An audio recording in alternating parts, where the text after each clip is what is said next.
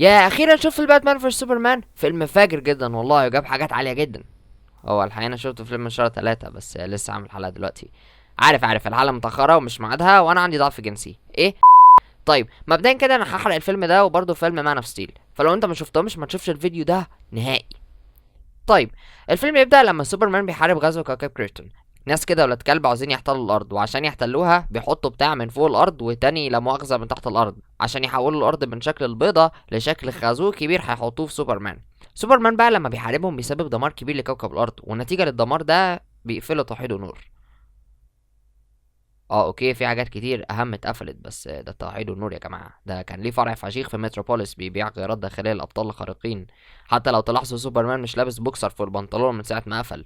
ده كان بيتباهى بيه من كتر ما كان البوكسر شكله حلو. ده كان بيلبسه فوق البنطلون اساسا. المهم باتمان بيعتبر سوبرمان تهديد للجنس البشري، خصوصا بعد ما قفلوا توحيد النور. باتمان ساعتها بيحس بالضعف لانه مش قادر يرد على سوبرمان او يغلبه. ساعتها باتمان بيفتري على المجرمين جامد، وده بينتج عنه ان الناس تحس ان باتمان قاسي فبيكرهوه، وبيكرهوا برضه سوبرمان وبيحبوا تامر حسني. بس يا بابا.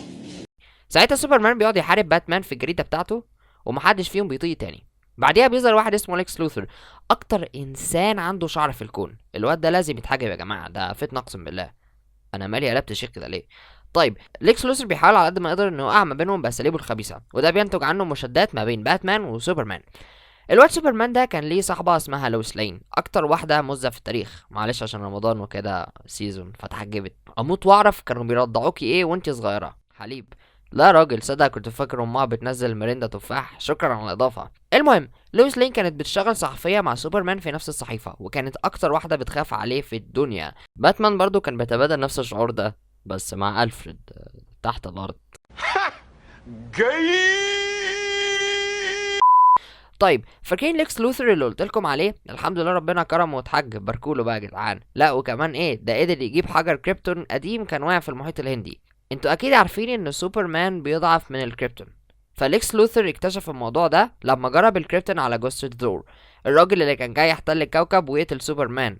ليكس لوثر بيكتشف الموضوع ده وبيستغرب جدا. بعديها باتمان قعد يحضر نفسه عشان يحارب سوبرمان ويتدرب، وده خلاه يسرق حجر الكريبتون اللي عند ليكس. بعديها ليكس بيخطف مارثا الست اللي تعبت في تربية سوبرمان بس مش امه، هي تعبت فيه بس مش امه. المهم ليكس لوثر بيخطفها وبيقول له سوبرمان مش هرجعها لك الا لما تجيب لي راس باتمان. طيب بعديها سوبرمان بيقابل باتمان، وبيني وبينك افشخ حته في الفيلم بتبدا، الحته اللي انا اساسا دافع فلوس عشان اشوفها، الحته لما بيحاربوا بعض. خليني بحكي لكم عنها. في البدايه سوبرمان بيحاول يفهم باتمان على ان مارسا اتخطفت وكده، بس للاسف باتمان ما كانش عنده وقت انه يقتنع او يفهم اساسا، لان سوبرمان وقتها كان بيعملوا شاورمة خفافيش، وده نوع جديد نزل السوق بالمناسبه وطعمه ايه زي الخرا. المهم بعديها بشويه باتمان بيقعد يضرب سوبرمان بالكريبتون لحد ما بيجيب رمح كبير عشان يحطه في دماغ سوبرمان، ولسه هيحطه وبيلاقي سوبرمان عمال يقول مارثا مارثا. المهم صاحبة سوبرمان بتظهر وبتفهم باتمان على موضوع مارثا ده، وان الاتنين امهم اسمها مارثا، فلازم تراعينا بقى يا عم بات. يا خلاص يا عم بهزر معاك، انت خرب بيتك انت، ايه محدش يقدر يهزر معاك في الدنيا ولا ايه؟ باتمان بيفهم من صاحبة سوبرمان ده وما بيقتلش سوبرمان، وبيتفقوا ايه، كنتوا عاوزين باتمان يقتل سوبرمان ويخش النار؟ قلت له لا ده احنا في رمضان يلا. المهم باتمان بيروح يحرر مارثا اللي ليكس خطفها، وفجأة بيظهر دومسداي الوحش اللي ليكس عمله من الجثة بتاعت زور، ووندر وومن بتيجي وبتساعدهم. سوبرمان بقوته الخارقة ووندر وومن بأدواتها الخارقة، أما باتمان فسيبك منه دلوقتي.